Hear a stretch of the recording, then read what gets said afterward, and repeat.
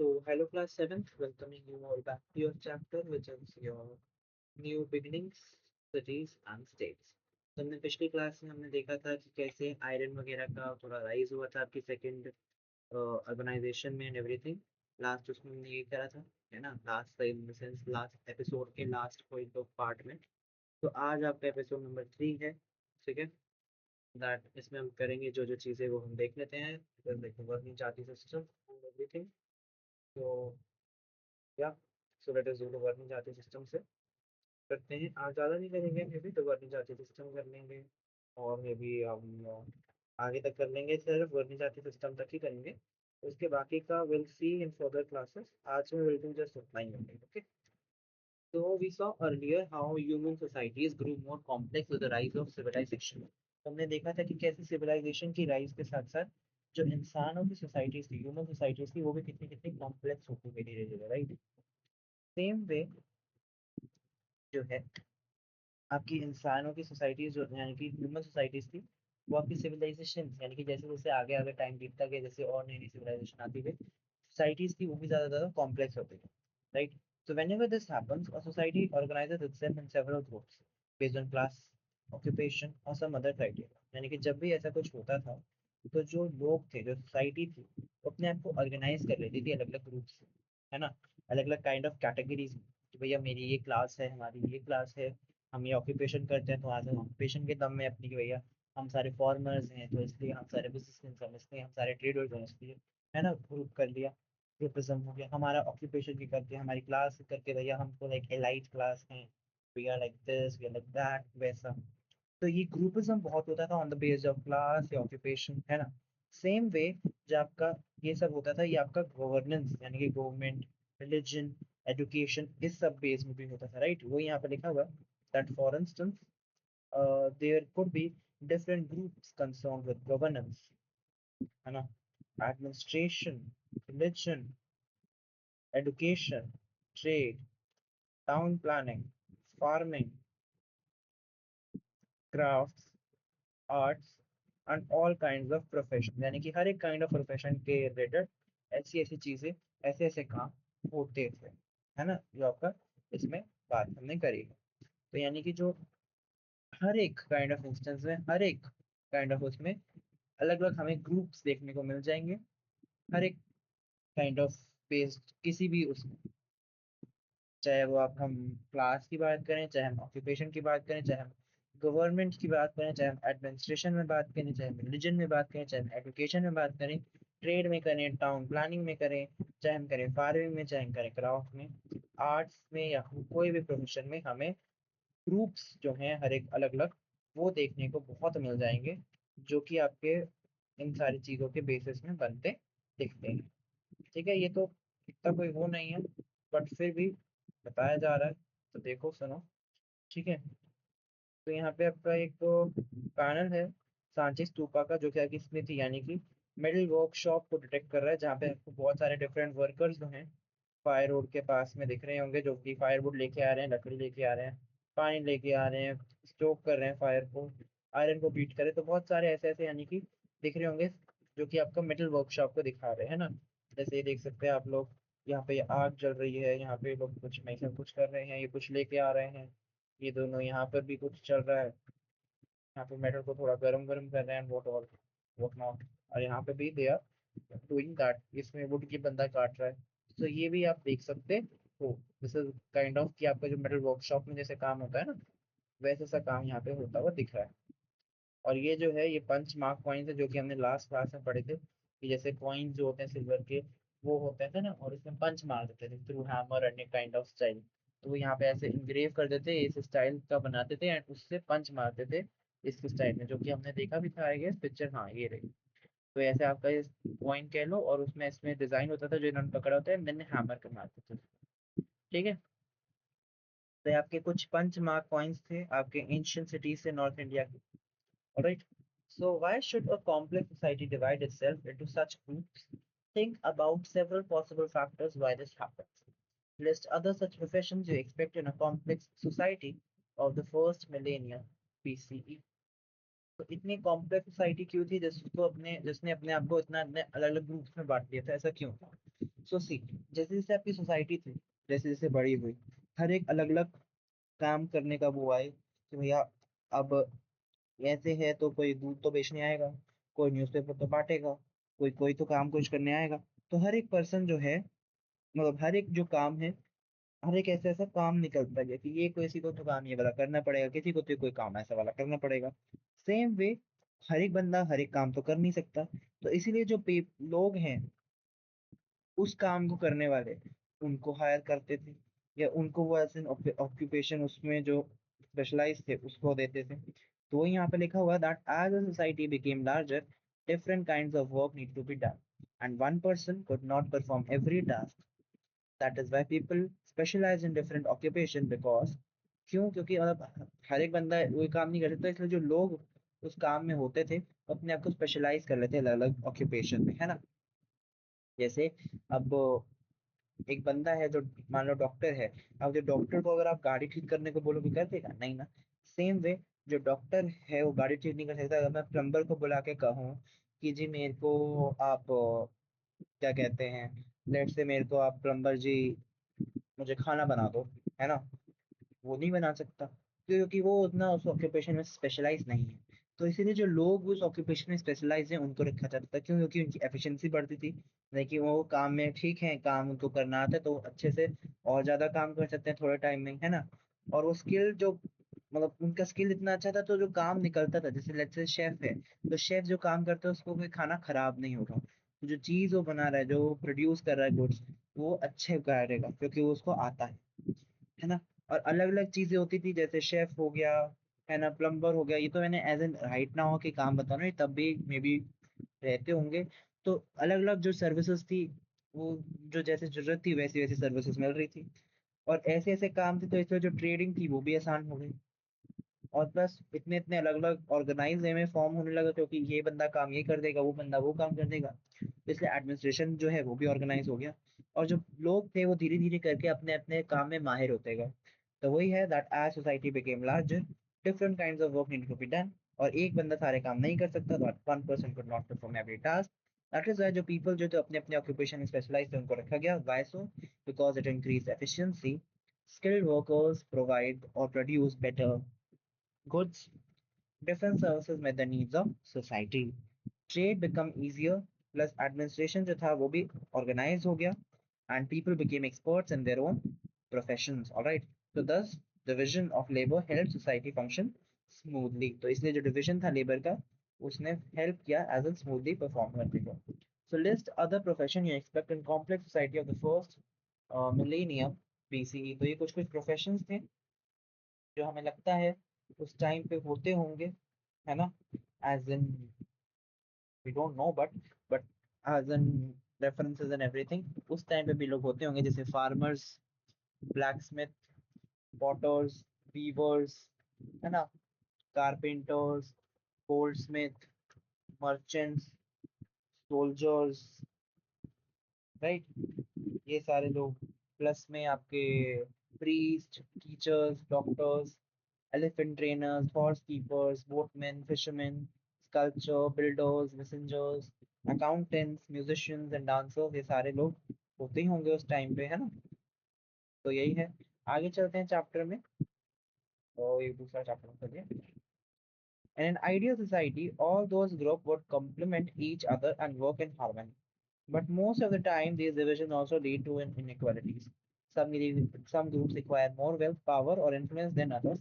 In other words, while equality is an ideal that human society have often inspired to, very few, if any, have ever achieved it. मतलब कि एक ideal society में जितने लोग जो एक ideal situation जो होनी चाहिए, इतने ग्रुप्स हैं तो वो एक दूसरे को कॉम्प्लीमेंट करे कि भैया हाँ तूने काम अच्छा किया, थैंक यू, या वो, और वो एक साथ अपनी हारमोनी में काम करना चाहिए, कि मतलब मेल जोल में अच्छे से काम करना चाहिए। बट नहीं, ज्यादातर क्या होता था कि ये जो डिविजन्स थे, ये जो काम करने के अलग अलग ग्रुप्स बन गए थे, मतलब अलग अलग ऑक्यूपेशन थे जिसमें अलग अलग लोग थे, उन्होंने इनइक्वालिटीज को करा, क्योंकि कुछ लोग ज्यादा कमा लेते थे पैसा, उनके पास ज्यादा पैसा था, उनके पास ज्यादा पावर था, तो इसलिए वो लोगों पे पैसा झाड़ते थे, रोब दिखाते थे, इन्फ्लुएंस करते थे कि अरे तुम लोग, अरे ऐसे, अरे वैसे, हम तो ऐसे, वो ऐसे, वो चीजें होती थी इसमें। प्लस में जो ह्यूमन सोसाइटीज थी उनको ये बहुत मैटर करता था, है ना, क्योंकि आपकी जो सोसाइटी थी उसमें इनइक्वालिटी आ रहा है, इनबैलेंस आ रहा है, स्टेबल नहीं है चीजें। प्लस जो एक आइडियल सोसाइटी में होना चाहिए, जो इक्वालिटी होनी चाहिए, वो नहीं थी। तो जो इक्वालिटी लोग एस्पायर करते थे कि ऐसी होनी चाहिए, लेकिन बहुत ही कम उसको पा पाते थे। In India, the society was organized in a two-fold system. One category was jati, यानी कि a group or community of people with a specific professional occupation closely tied to their livelihood, right? The skill that defined a particular jati, for instance, skill in agriculture, metallurgy, commerce, or any craft, was generally transmitted from generation to generation. Often a jati would get further subdivided into into subjatis, each of which developed customs and traditions of its own. For instance, concerning marriage rituals or food habits. यानी कि जो India में जैसे societies थी, वो दो fold system में थी, है ना। कैसे, मतलब एक जो कैटेगरी थी वो थी जाति। जाति मतलब कि वो लोग या वो ग्रुप या वो कम्युनिटी उन लोगों की जो कि एक पर्टिकुलर ऑक्यूपेशन में स्पेशलाइज थे, उनको अच्छे से ऑक्यूपेशन उनका काम आता था और वो उसी से अपना लाइवलीहुड चलाते थे। तो जो स्किल था वो उसको अच्छे से आता था, और वो जो स्किल था वही उस पर्टिकुलर जाति को डिफाइन करता था कि हाँ भैया, जैसे धोबी है तो धोबी घाट जो भी कहते हैं, वो धोबी जो लोग हैं वो सारे उनका वही काम है ना। वैसे ही जस्ट एन एग्जाम्पल, तो उनकी काइंड ऑफ वैसा समझ गया। कोई भी स्किल हो सकता है कि एग्रीकल्चर में अच्छा स्किल है उनका, मेटलर्जी में अच्छा स्किल है, कॉमर्स में अच्छा स्किल है, कॉमर्स में अच्छा स्किल है, या फिर क्राफ्ट में अच्छा स्किल है, जो आपका as in generation by generation, जैसे अगर बाप को वो था तो बेटे में भी वो स्किल होना चाहिए, एज इन ऐसा सा भी चीज थी। और ऑफन जो जाति थी वो आगे चल के और डिवाइड हो जाती थी और कैटेगराइज हो जाती थी, जो कि सब जातियां बन जाती थी। और जो हर एक जो जाति थी वो आगे चल के और अच्छी डेवलप होती थी, उसके अपने अपने कस्टम और ट्रेडिशंस बन जाते थे। जैसे कि कुछ कुछ मैरिज से रिलेटेड, यानी कि शादियों से रिलेटेड, कुछ ऐसे खाने से, फूड हैबिट से रिलेटेड ऐसे ऐसे रिचुअल्स भी बन जाते थे, राइट। अलॉन्ग विद जाति, there is another category, that of Varna, a concept that emerged from Vedic texts. There were four Varnas, यानी कि जातिस के अलावा यहाँ पे एक और कैटेगरी थी, दैट वाज वर्ना। ठीक है, जो कॉन्सेप्ट था वो वेदिक टेक्स्ट से आया। अब यहाँ पे चार वर्ना है। So I'll read it first. There were four varnas. Brahmins were engaged in preserving and spreading knowledge and in the performance of rituals. Kshatriyas were expected to defend the society and the land and to engage in warfare if necessary. Vaishyas were supposed to increase the society's wealth, preoccupation of trade, business, or agriculture. And finally, Shudras were the artisans, craft people, workers, or servants. तो अब जाति के बाद जैसे जैसे एक और category जो की थी वर्ना। वरना क्या थी, मतलब कि वो ऐसे वैदिक टेक्स्ट, यानी कि जो टेक्स्ट हमें मिला है वहां से इमर्ज हुई है। अब वहां पे चार वर्णांश थे। पहले थे ब्राह्मण। ब्राह्मण जो थे वो ऐसे काम में एंगेज होते थे, ऐसे काम में अपने आप को लगाते थे कि जो नॉलेज थी उसको प्रिजर्व रखते थे, समेट के रखते थे और बांटते थे नॉलेज, है ना। प्लस वो कोई भी ऐसे रिचुअल्स जो होते थे, है ना, जैसे पूजा पाठ काइंड ऑफ रिचुअल, ऐसे ऐसे रिचुअल्स करवाते थे। जो क्षत्रियास थे उनको एक्सपेक्ट ये किया जाता था कि वो सोसाइटीज के से लैंड डिफेंड करे, सोसाइटी का लैंड डिफेंड करे, यानी कि अपना टेरिटरी की रक्षा करे, लोगों की रक्षा करे। और अगर कोई लड़ाई हुई हो, कोई जंग हो, तो उसमें भी वो कूदे, उसमें भी हेल्प आउट करे, है ना। जो वैश्यास थे उनका क्या था, उनका ये था कि उनको सोसाइटीज थी उसकी वेल्थ, उसका पैसा उड़ाना है। कैसे, बिजनेस करके, धंधा वगैरह करके, ठीक है, एग्रीकल्चर करके, ट्रेडिंग करके, है ना, ये सारी चीजें मार्केट वगैरह में करके, एग्रीकल्चर करके, कोई भी काम जिसमें उनको वेल्थ मिले, पैसा मिले, तो वैश्यस का वो काम था कि वो सोसाइटी की वेल्थ इंक्रीज करे, बिजनेस बढ़ाए, है ना। और लास्ट थे शूद्रा। शूद्रा मतलब कि आर्टिसन या क्राफ्टमैन पर्सन, जो कि क्राफ्ट वगैरह करते थे, जो आर्ट वगैरह बनाते थे ना, जो काम वगैरह करते थे, जो वर्कर्स थे, और या तो एज एन सर्वेंट। तो इसलिए if you have been knowing, जो ब्राह्मण्स थी, अगर ब्राह्मण्स जो थे ना पहले, उनको एज एन बहुत उसमें रखा जाता था कि भैया ये बहुत अच्छे थे, तो इसलिए उनको एज एन जब बुलाया जाता था ना, उनको एकदम ऐसे भैया पूजा जाता था, ये oh my god, oh my god, पंडित जी आप आए, ऐसे वैसे, ये है वो है। वो ऐसे ऐसे आते थे। क्षत्रिय जो थे वो इतना उनको ये नहीं था, बट उनको एज एन लड़ाई वगैरह इसी में माहौल में रखते थे, राइट। और जो शूद्रास थे, जैसे अगर गाने बजाने वाले लोग, ये वाले लोग, उनसे बड़ा लोग ऐसे इनइक्वालिटी डिस्क्रिमिनेशन करते थे। This is just an like पुराने आइडिया जो पुराने टाइम पे हो सकता है ना, वो सब I am telling you. Don't miss it out that you may have heard the English word caste. It comes from Portuguese word casta. As Portuguese traveler to India in 16th century CE tried to make sense of Indian society, while a few scholars consider caste to refer to varnas, most take it apply to jatis, yet others consider caste to refer to the whole varna jati system. यानी कि English word है जैसे cast, तो cast आपको Portuguese word cast से आया, क्योंकि Portuguese traveller थे जो इंडिया में, वो 16वीं सदी में सीई में आए थे। जिसमें वो सेंस बना रहे थे कि भैया इंडियन सोसाइटी में कैसे कैसे चीजें हैं। और बहुत लोग कहते हैं कि जो वर्नास थे उसकी उसमें कास्ट उसने बोला कास्ट जाता है, या जो जातियां थी जातीय थी उसमें जाता है, या वर्ण जाति system as an whole as an दोनों उसमें जाता है। तो वर्ण जाति सिस्टम में जाता है, जाति में जाता है कि वर्ण में जाता है। तो वो एज एन ऐसी ही चीज रही कि असमंजस में रहे वो लोग कि एट द एंड जो कास्ट था, कास्ट सिस्टम काइंड ऑफ था, वो किसका एज एन पूरा होके बनता है ना। There is historical evidence, both in text and inscription, that in early period, individual and communities changed their profession, occupation, and circumstances demanded. For instance, a long drought or some natural calamity could force a community of farmers to migrate to a city and take up other occupation, or some Brahmin would turn to trade or even military activities. This complex system structured Indian society, organized its activities, including economic ones, and therefore gave it some stability. In time, however, the system became rigid and led to inequality and discrimination towards the lower jatis of some communities excluded from the Varna Jati system. This process will be studied in a higher grade.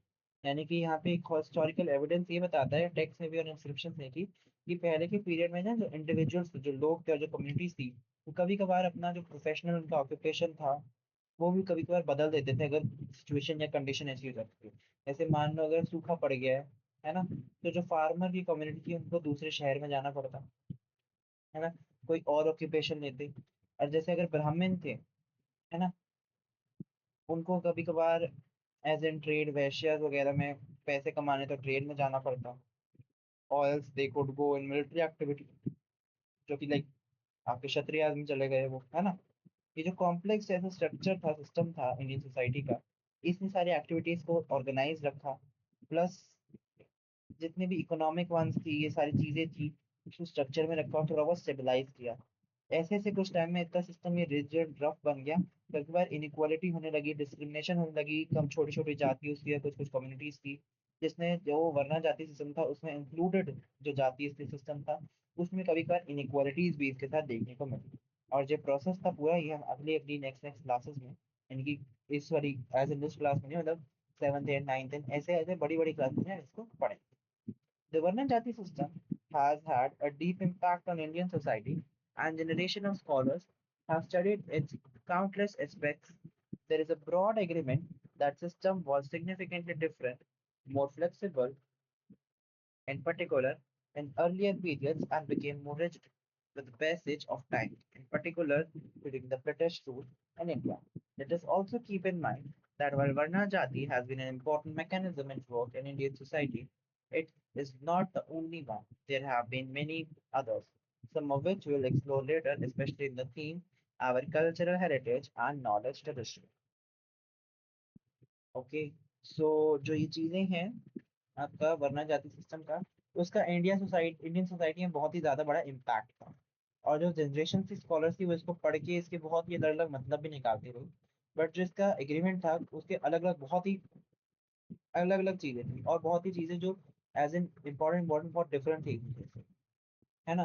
Plus kind of flexible भी थी कि एक दूसरी चीज समझ भी आ रही थी। बट बहुत सारी पुराने पुराने टाइम की थी, और ये धीरे धीरे टाइम बीतता गया और रफ होती गई, है ना। और पर्टिकुलरली जो ब्रिटिश रूल था उसमें तो ये और ज्यादा हो गई। और हमको ये रखना चाहिए कि जो मैकेनिज्म था वरना जाति सिस्टम का, ये पूरा हमारे इंडियन सोसाइटी में वर्क करा। और इट इज, ये ऐसा नहीं है कि भैया एक ही है था ये, मतलब इसके अलावा और भी थे, जिसको हम आगे चैप्टर्स में आगे जो थीम है that is cultural heritage and knowledge tradition में देखेंगे, पढ़ेंगे, सीखेंगे। ठीक है, आगे देखते हैं, think about it. inequalities within societies can exist in many forms. Okay, have you encountered any incident where you or anyone you know might have been feel different from others?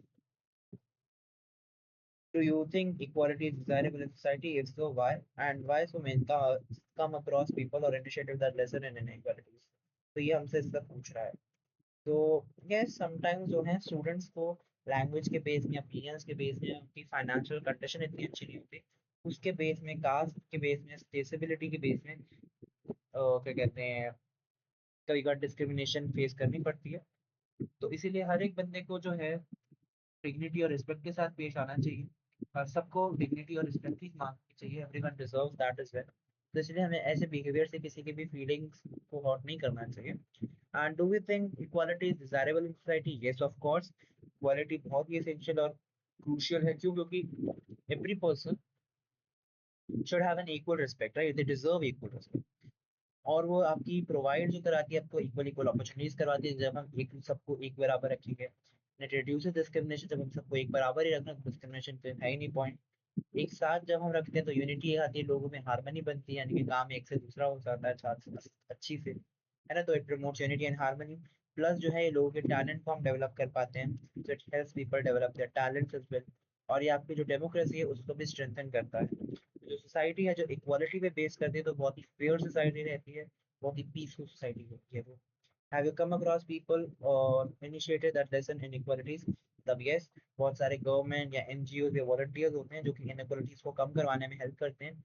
जैसे कि फ्री एजुकेशन प्रोवाइड करवाते हैं जिनकी financial condition अच्छी नहीं होती, उनको scholarship provide करवा देते हैं। या फिर मिड डे मील प्रोग्राम करवाते हैं जिससे कि खाने की दिक्कत ना, फीस हो।